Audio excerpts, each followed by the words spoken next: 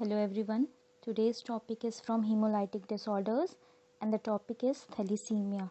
This thalassemia is a blood disorder mainly caused due to hereditary disorders that is transferred from parents. Let's see the introduction. Thalassemia is a Greek term derived from thalassa, which means the sea, and emia means related to blood. So together thalassemia means the sea of blood. Let's see the definition. Thalassemia refers to a genetic disorder of hemoglobin synthesis characterized by lack or decreased synthesis of one or more of the four globin chains, causing excessive breakdown of RBC.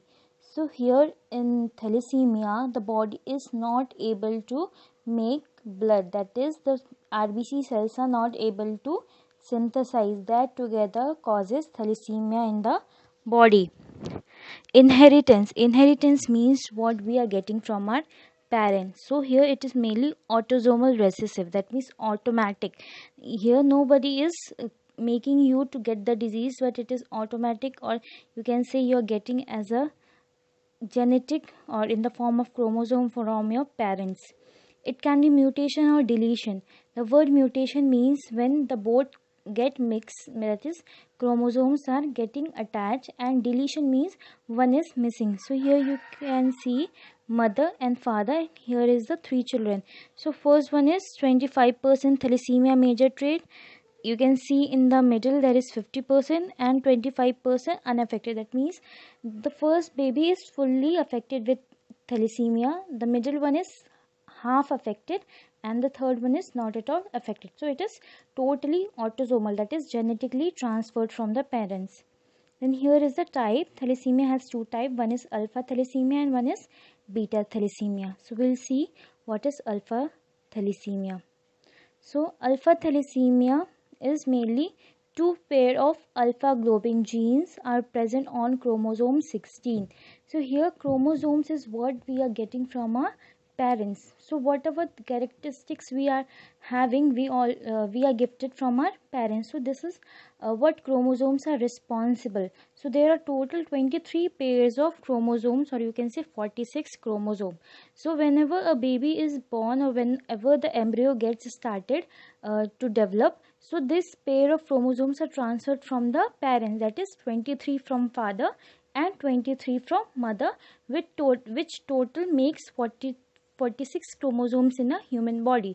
So these are totally made for our characteristics, that is eyes, nose, ears, skin color, hair color, straight hair, curly hair.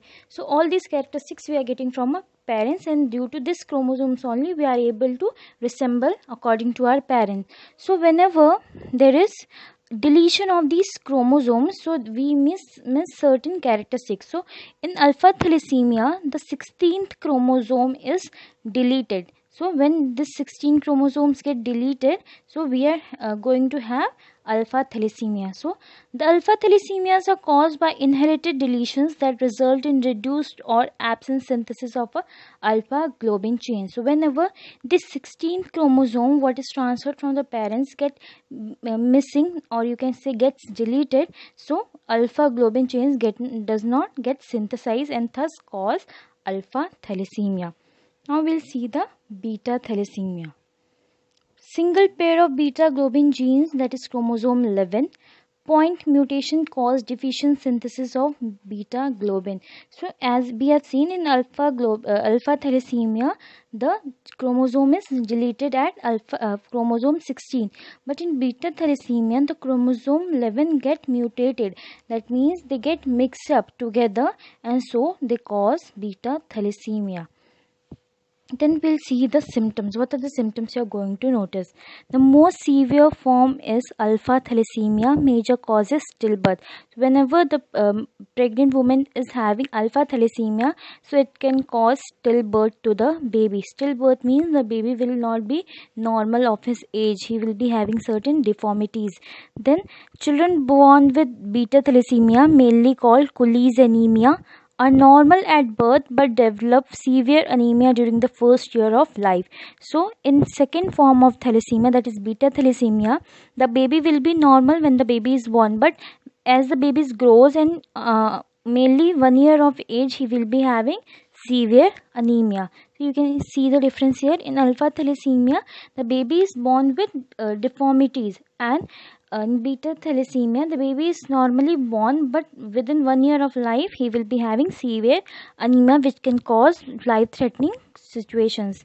Then bone deformities. Thalassemia can make the bone marrow expand, especially in the face and skull. The expansion makes bone thin and brittle. So it can cause other deformities also, like bone deformities. So children who are having thalassemia, you can see their faces like this, because the because this thalassemia expands the bone marrow, and which makes the bone thin. That is, it makes it thin and brittle, so the shape becomes abnormal. Then fatigue will be there, growth failure will be there. Growth failure means the child will not be able to grow according to their normal age. Then shortness of breath and weakness. So these are the signs and symptoms we are going to notice. Except in that, we will be seeing splenomegaly. Splenomegaly is nothing but the enlargement of the spleen. Then jaundice. These are some signs and symptoms we are going to notice in the patient with thalassemia. Then we'll see what are the diagnostic procedures we can do. So in diagnostic procedures, we'll be doing, first we will be doing history collection, then physical examination, and then lab investigations. So in physical findings, we'll be going for to notice anemia in the patient. Then hematopoiesis, we'll be going to see the bone deformities in the form of kyphosis, scoliosis. Then features of hemolysis, that is jaundice, gallstones, gout. Then features of excess erythropoiesis will be seeing. Then we will be seeing the bone changes. So these are what physical findings we are going to do. Then you can see other findings you can do, like features of iron overload. So when the iron gets overloaded in the body, so you can see dark skin, cirrhosis, arrhythmia or heart failure, then diabetes, infertility, pituitary failure, and hypothyroidism. So certain physical features you can see in the patient. Then we can go for the investigations. So investigations, we will be doing the basic investigations such as CBC, that is complete blood count. In that you will be going for total blood count. In that hemoglobin, TC, DC, platelet, RBC, RDW, reticular count, etc. you'll be doing. Then you can go for the iron profile. Then you will go for osmotic fragility. Then you will be seeing the further investigations you'll be doing to know further complications like liver function test, thyroid function test, FSH, LH, testosterone, estrol, blood sugar, bone profile, calcium phosphate, prothrombin test, then liver iron concentration, cardiac iron measurements. These other tests you will be doing to confirm the diagnosis of the patient. Then in management, we can go for the supportive management. In that multidisciplinary approach, focus on each patient's clinical course. In that, first you can go for transfusion, then iron chelation, fetal HB induction, splenectomy. So these supportive managements you will be doing. So the first one is blood transfusion. So mainly it is a blood disorder. So first and foremost priority will be blood transfusion in the patient. So in that you will be going for the packed red cells, then leukocyte reduced red cell, washed red cell, and neocyte. So these are the blood products you'll be trying to infuse in the patient. Then we can go for the dietary supplements. In that you'll be going for high iron contained blood should be avoided. Then diet which decreases iron absorption such as milk and milk products should be taken adequately. Folic acid, zinc, vitamin D, vitamin E. So you will be trying mainly focusing and giving these supplements rich food to the patients. Then we'll go for the chelation therapy. This chelation therapy is to take out the toxic materials from the body, and which is excreted in the form of waste material from the body. So in chelating agents, we are using dexaferrozamine, then deferropron, and deferrazerox. So these are done mixing in the form of iron in the body, and then this helps to take out the toxic material from the body. Then induction of fetal hemoglobin. So in this we are trying to help the children to have normal hemoglobin level in the body.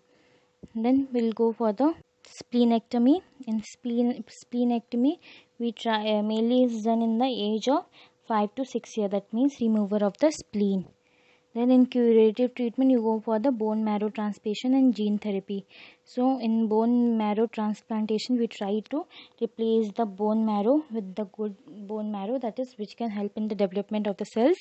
Then in gene therapy, we try to insertion of normal globin genes into the bone marrow cells. Bone marrow stem cells may ultimately cure thalassemia. Then globin gene transfer is autologous CD34 plus cells is beginning to be evaluated. So we in gene therapy we try to correct the genes that are getting mutated or deleted, which will help in the